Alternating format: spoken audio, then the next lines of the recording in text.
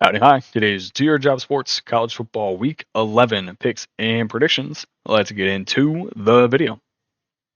All right, first things first, we're going to recap the previous day's picks. Previous week, we go 10 wins, 7 losses, and 1 push. So I'm going to recap these games real quick, and then we'll get on to the 8 picks we have for week 11. Overall, 10 winners. Louisiana +4 at Texas State. That one hits. Jacksonville State +2 at Liberty. They win the game outright. Tulane -15.5 at Charlotte. That was never even a contest. We had the under 47.5 at Ohio State at Penn State. That was greasy. End of the first quarter, it was 10-7. I was like, oh boy, this might not go very well. But Penn State stopped scoring because they stink. We had Syracuse +4 versus Virginia Tech. They win in overtime 36-30, I think. Not real sure. I know they covered and won, though. Eastern Michigan +8 versus Toledo. They lose by 7. UNC -2 at Florida State. They won by an ungodly amount. The continuous fade of Florida State keeps putting money in our pockets. ULM +10.5 at Marshall. They lose the game by, I think, 5. Colorado State -110 at Nevada. They won the game by 30. Over 64.5 TCU at Baylor. Final score 37-34, so that over hits. Then we had TCU +3. That was the one we pushed on as they lost by 3 to Baylor. Then we had 7 losers.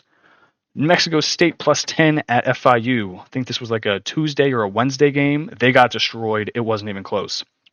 Purdue +105 money line versus Northwestern. They lost the game in overtime because their coach is an idiot. We had Clemson -11 versus Louisville.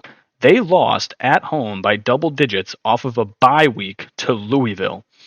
Dabo Sweeney, what are you doing? Another team, Iowa State, -11.5. They lose at home to Texas Tech. Both of you just shot yourself in the foot if you want to make the college football playoffs. Not sure how you both lost, but okay. This one's bad. Plenty of comments were telling me, don't bet Pitt. You're stupid.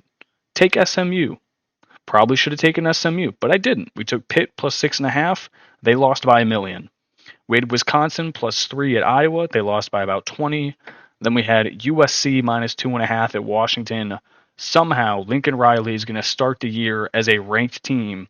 He's not even going to make a bowl game. USC is now 4-5. That's bad. All right. So overall, 10, 7, and 1 on the week. Can't complain too much. More winners than losers, so we take that. Now let's get on to week 11 picks and predictions. First game we're looking at, it is Georgia at Ole Miss. Give me Ole Miss +3. After seeing Georgia struggle big time against a Florida team who started a true freshman quarterback, then played a third-string quarterback from Yale once their true freshman quarterback got carted off the field, I have zero confidence in this Georgia football team. They only won by 14 points. Carson Beck is probably the worst quarterback Georgia's had in, I don't know, 10 years, maybe. Ole Miss offense is ranked second in the country, averaging 565 yards per game, compared to Georgia, who was ranked 49th, averaging 439.6. These defenses, both pretty solid. They're ranked 46th and 91st, giving up 316 yards and then 347 yards. Carson Beck is basically the whole reason why I'm fading Georgia. This man has thrown 11 interceptions in his last 5 games. You can't turn the ball over against Ole Miss because they have one of, if not the best offense in the country. If you give them the ball, they are most likely going to score. That is how their offense works. You give us ball, we put ball back of end zone.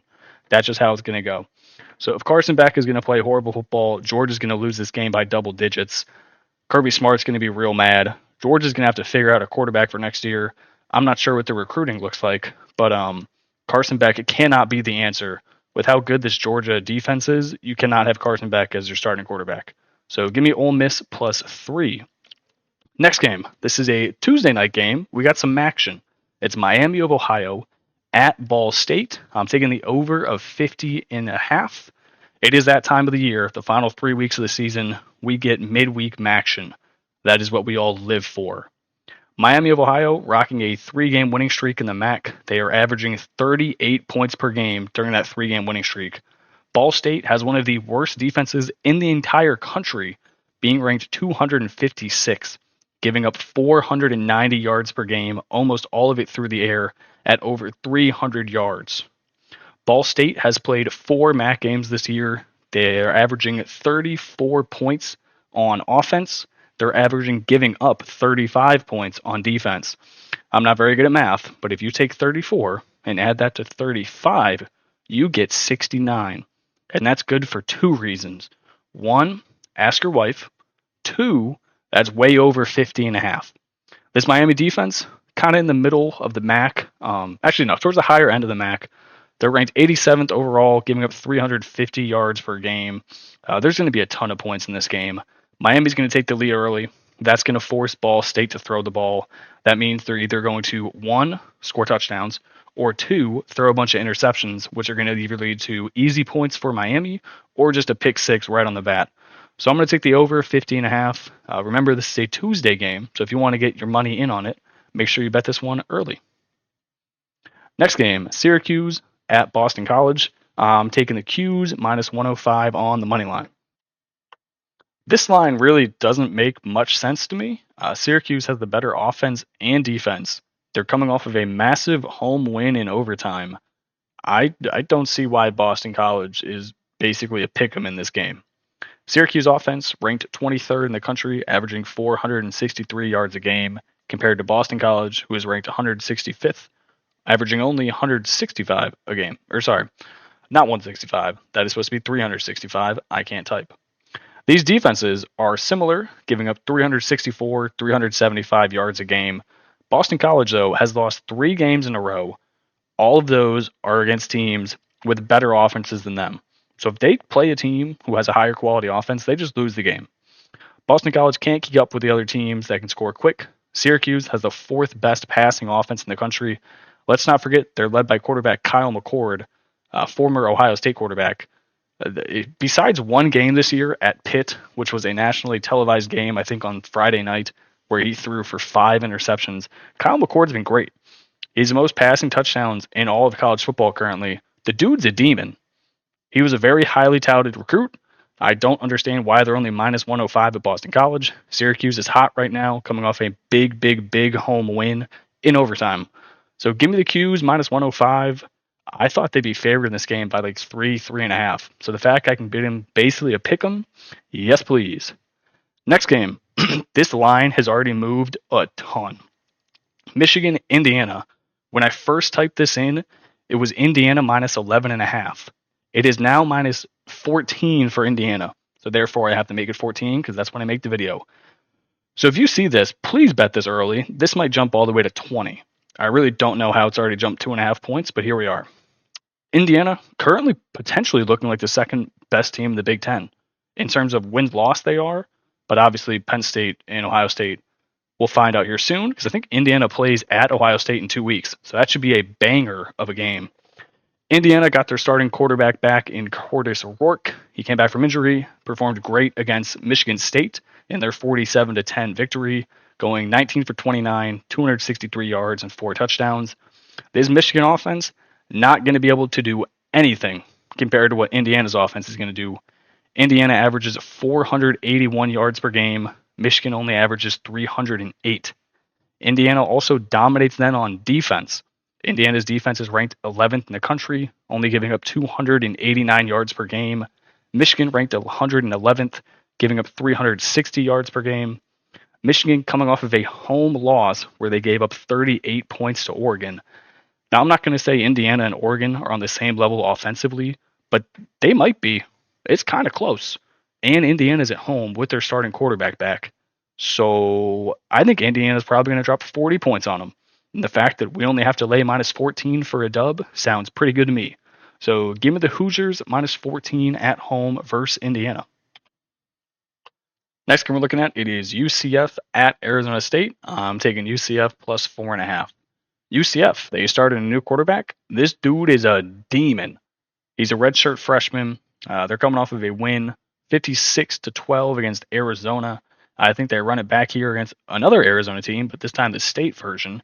I don't think this game is going to be close. In the previous games, UCF was struggling with their previous quarterback to score any points. So they said, all right, we're 3-5 at this point. Might as well switch it up and put another freshman quarterback. This dude's name is Dylan Risk. He's a beast. He went 20-25, 294 yards, 3 touchdowns. Also ran it 9 times for 55 yards. This is more of a feel game. After watching how hyped the UCF team was, they had a Hail Mary that went for a touchdown. They're 2 games out of being bowl eligible. With only 3 games left, they're going to have to go out and get one of these next games. I think this is one they can easily get. Arizona State, yes, they have a good record. Sure, they're 6-2 or 6-3, whatever they may be, but I don't care. UCF, new quarterback, they're hyped. They want to make a bowl game. I think they're going to make it happen. Give me UCF plus 4.5. Next game. It is that annual time where we fade Florida State. It's Florida State at Notre Dame. Give me the Fighting Irish, minus 25.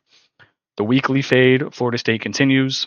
We have bet against this team almost every single week, except I think they played SMU at SMU, and I took the points. Really regret doing that, but here we are. We've bet against them every other week. Notre Dame coming off of a bye week, but in the previous week, they beat Georgia Tech by 18 and then Navy by 37. Both of those games were on the road. They now did come back home and play realistically a bunch of underclassmen in Florida State. If you watched any of the recent Florida State games, they are bringing on all the freshmen and sophomores to try to get them as many minutes as possible, get them to want to stay in the program because they know they're going to get minutes next year. Florida State cannot keep hitting the transfer portal for literally their entire team. They're going to have to develop talent. This is another game where they're going to play a lot of young dudes. If you want to get guys ready for big games next year, you might as well put them in big games this year. Notre Dame, on the other hand, are playing a bunch of old guys because they're still fighting to win it all this year. They believe they have a good team. They are going to run the score up big time. I think they might win by 50. Ever since NIU beat Notre Dame at Notre Dame, the Fighting Irish switched it on. Their offense is averaging 414 yards per game compared to Florida State, who's only averaging 285. Notre Dame's defense ranked 26th in the country, only giving up 300 yards per game. FSU ranked 193rd, giving up 405 yards per game. If you watch these Florida State games, or you watch Mike Norvell's press conferences afterwards, the entire locker room is gone. Nobody on this Florida State team wants to play football anymore. University of North Carolina beat them by 30 the previous week. They played their second string guys for the final quarter and a half of the football game. Florida State couldn't do anything. Literally nothing. Give me Notre Dame, minus 25. You don't even have to think about this one, and just put the money down. Next game we're looking at, it is South Carolina Gamecocks headed to Vandy. I'm taking Vanderbilt plus 3.5. If you're currently betting against Vanderbilt football, you hate fun and you hate the sport of football. This Vandy team has won 4 out of their last 5 games. Their only loss was at home versus Texas by 3 points. In terms of a matchup, it doesn't look good number-wise for Vandy, as South Carolina being ranked 105th, averaging 400 yards per game on offense, being ranked 68th, giving up just 335 yards per game. So they do have the better stats, but I'm not too concerned about those stats because Vandy's last 5 games have gone as follows. 5-point win at home versus Bama. 7-point win at Kentucky. 10-point win versus Ball State. 3-point loss at home to Texas. 10-point win at Auburn. Come on now. Really? They've covered 3.5 in all their last 5 games. They've played Bama. They've played Kentucky. They've played Texas. They've played Auburn. They've covered this against all of them. You're telling me the Gamecocks are going to come into Vandy and take this by 3.5 or more? No chance. 0 chance. I'm riding Vanderbilt for the rest of the season. Unless they lose this game by more than 3.5. Then I will not be riding Vanderbilt for the rest of the season. Diego Pavia, he's a beast. He's a demon. I trust that man. Give me the Commodores plus 3.5 at home. Final game, Colorado at Texas Tech. I'm taking Colorado minus 3. This line has also moved. For some reason, the public is on Texas Tech. When I typed it in a little bit ago, it was Colorado minus 4. Then I update the lines right before I post this video and put my bets in. It is now Colorado -3.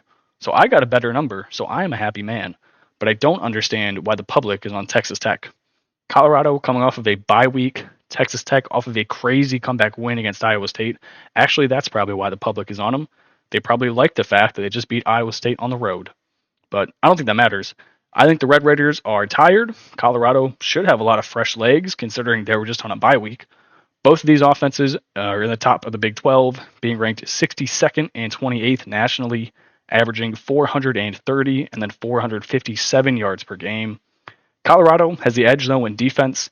Texas Tech has the worst ranked defense in the Big 12, one of the worst defenses straight up in the country. They're giving up 470 yards per game. That is ridiculous. Tech has given up a minimum of 21 points to every single team they have played this season. Colorado, they got a very potent offense and they got a very potent defense. So I'm going to take the Buffaloes -3 at Texas Tech. And that's going to wrap up the video. I appreciate you guys watching and tuning in. There will be a part 2 posted tomorrow, roughly around 5 o'clock EST.